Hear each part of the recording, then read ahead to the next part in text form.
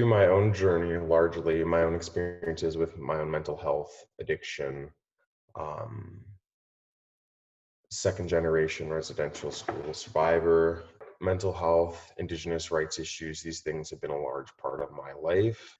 There were two non-gender conforming self-identified students in my art class, and they were like, there's nowhere for me to go to the bathroom. It's really stressful. Coming to terms that like sometimes some people are just gonna see me. I never used to have my fro out ever until like 2 weeks ago because I was scared to be a presence. I was scared to show up and be there. And I'm still like figuring out like, okay, like what does this mean to have my natural hair showing? What does that mean to speak up? What does that mean to claim and showcase that I am a Black woman and be like, yeah, that's what we're dealing with, you know. And police brutality has been a huge issue, whether it be by killing us, by creating tensions, or by physical or mental abuse as well. And I, alongside two other organizers, tried to bring awareness and shed light on the issues of the systems in which oppresses Black and brown lives. It's a way for me to connect with my people. It's a way for me to be okay to feel and it feel the way I feel, not because of my status, but because of who I am as a Black woman. I was the demographic that I was doing advocacy for in that weird way. Like we were focused on providing safe space for LGBT youth, and I was a kid at the time. And it's often the case, if you're a youth and you have awareness of different social justice issues, I've found more likely you're suffering from different lacks of privileges or oppression. You might have trauma, all of these different things might be.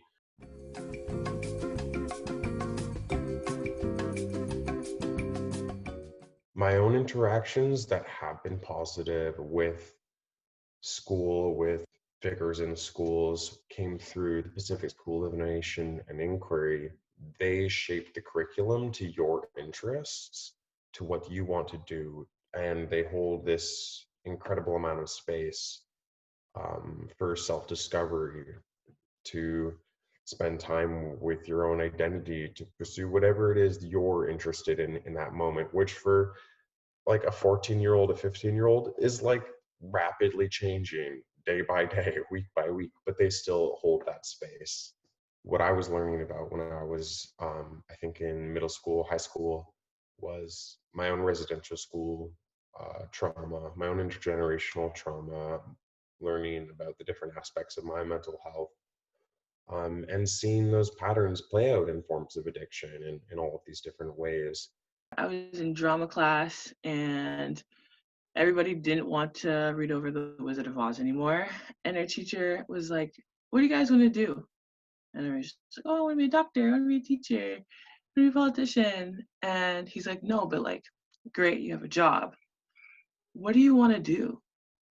What does it mean for you to do this for the greater picture? What does that picture look like? I don't know exactly what I want to do, but I know I want to like help people. He's like, how are you going to do that? Why do you want to help people? How do you want to help people? And then we just went in a circle going around like, oh, I want to be a mechanic. Why do you want to be a mechanic? I like fixing things. And it was just like a very pure conversation. So I'd say, yeah, my teacher came clutch with that by like, hey, you want to do something, you actually have to do it. You have to pick your battles to some extent and know where you can make impact in your life the way that it exists now. And that will help narrow down what can be this like complete like World of Warcraft level infinite number of problems you could try to simultaneously solve, but that's just not functional. Right, like that's not reasonable. Looking for ways that we can, apply pressure on, policy, apply pressure on the systems in place. Looking ahead, planning different outcomes, how to keep people safe. Does it mean talking with police liaisons? I hope not. It's like, have taken my classes a couple of times. I'm like, why don't you decide what you want to focus on, and let's come up with like 5 projects, let's just say in term 1, and let's sit down together and be like, what do you want to do?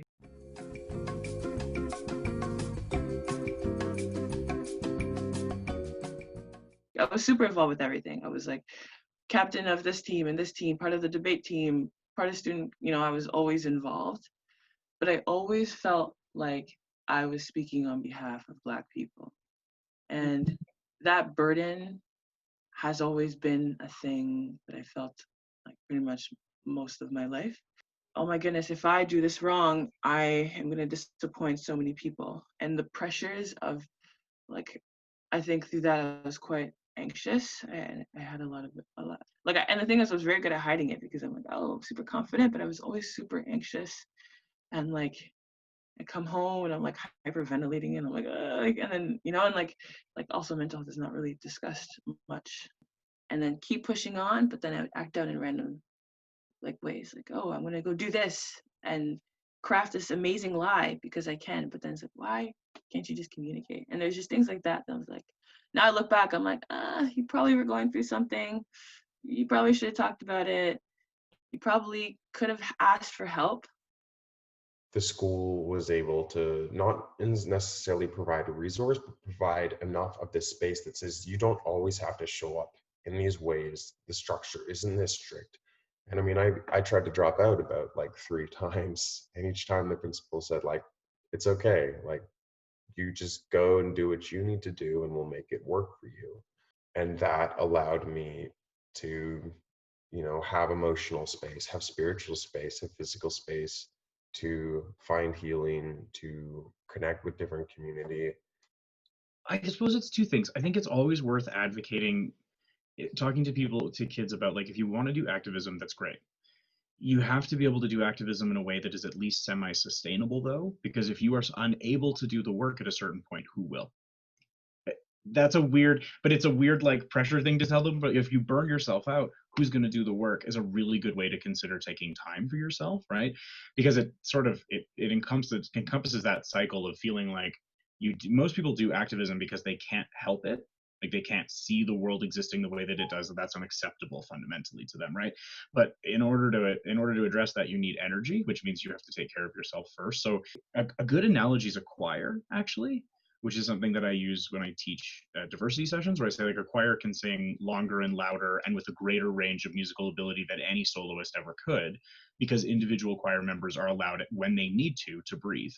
So I've been an art teacher for quite a while, and art rooms are kind of like notoriously like a safe space for like kids to come and eat lunch and be awkward and listen to music and like draw, like hoodie. There's no cafeteria, which is just like what do you do? It's 45 minutes by yourself. So I open up my room for the awkward computer kids, and there's also like drawing tables in the back, like those cool old ones, and like I have a pride flag up and a trans flag up and like a ton of artwork that my students have done and artwork that I've done, and I have yearbook going on in there. And I really wanted to create a space where students felt safe, because high school is hard and it sucks, and you sometimes just need a place you can go and like get some work done, or feel vulnerable on a break or whatever, or you got dumped, or your mom and you got in a huge fight that morning or whatever. Schools that have GSAs, like the suicide rate of teenagers really lowers. I can't remember what the percentage was, but like just even having that at the school shows that the school cares enough about their vulnerable population.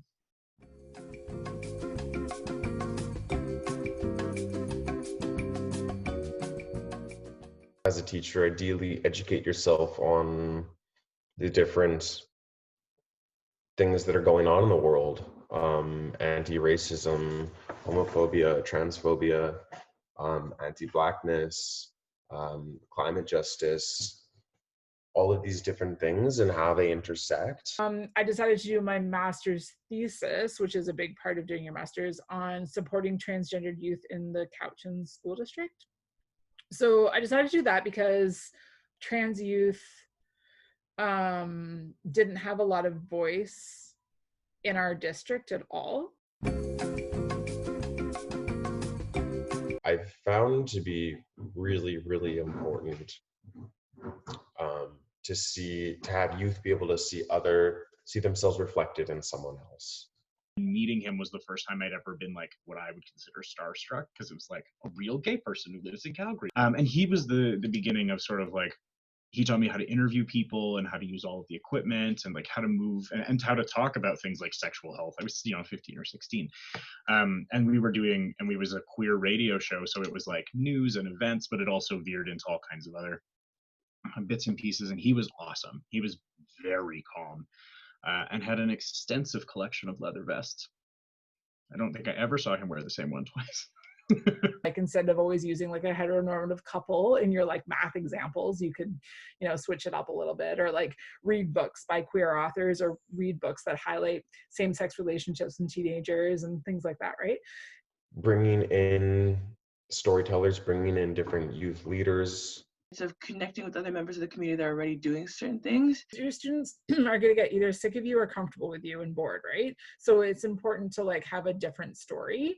And also, as much as I think I'm like a cool punk rock person, like I'm still a white cisgendered person who's married to a man and has a baby. Last year at a climate justice panel, I spoke on one of the youths from Vic High, maybe grade 9 or grade 10. They were fairly young, came up to me and they were just said like, oh my gosh, like, thank you for being up there. Thank you for being a youth and being up there. She was saying, the people in my group, in my life, I try and talk about different social justice issues and it just gets shut down. People don't care. People don't want to hear it. I feel alone in this social justice work that I want to do, and alone in all of these different ways.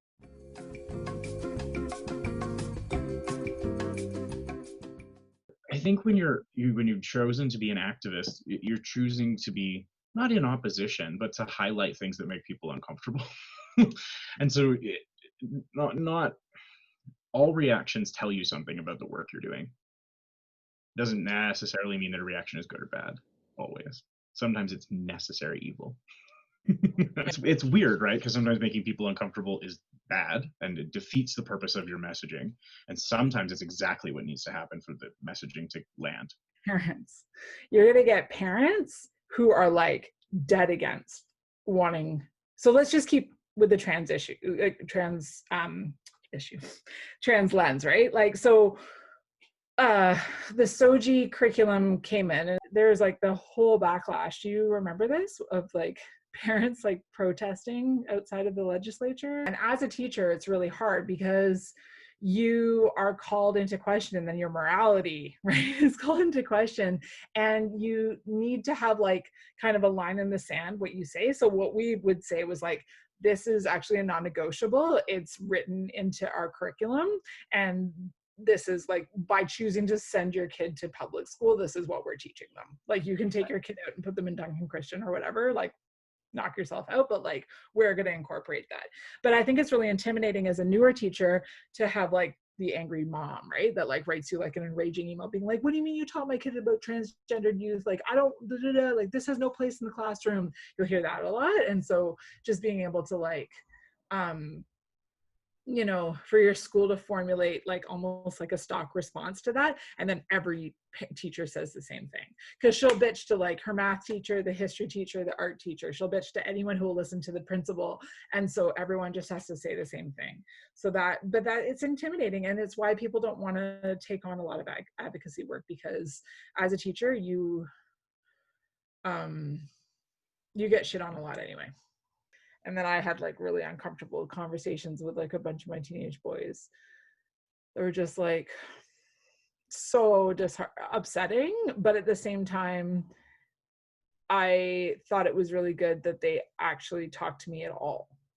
Like, one kid was coming from the slant of like, if I'm at a bar and some dude who's really a woman, or the way around, I guess, whatever, tries to make out with me, I'd kill them. And it's really hard as a teacher who's like, you're just acting like an a-hole right now, to not say that and to be like, okay, and to break down all the steps and really go to like a calm place without reacting. because it's really hard to be like, you can't think this way, but it's like, well, then you're going to completely shut down the conversation. The kid will think that way forever. And one thing I've heard from so many youth is, what does any of this matter anyway? It looks like we're all gonna die.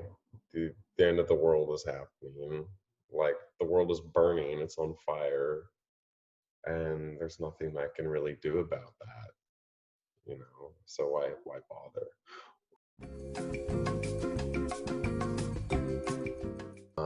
For youth who are already involved or want to be involved in different actions, organizing, or being part of any of these movements, and how those things do fit into like the standards of curriculum. I think there's so much room for pairing up the different aspects of our life and how we can be involved socially, even at a young age, that the schools can recognize as actual places of knowledge. I know, like, I definitely am more of like an experiential learner. I learn a lot from actually doing things, being a part of things. If I have to sit down and stare at a teacher who's trying to explain me something, I have way harder time.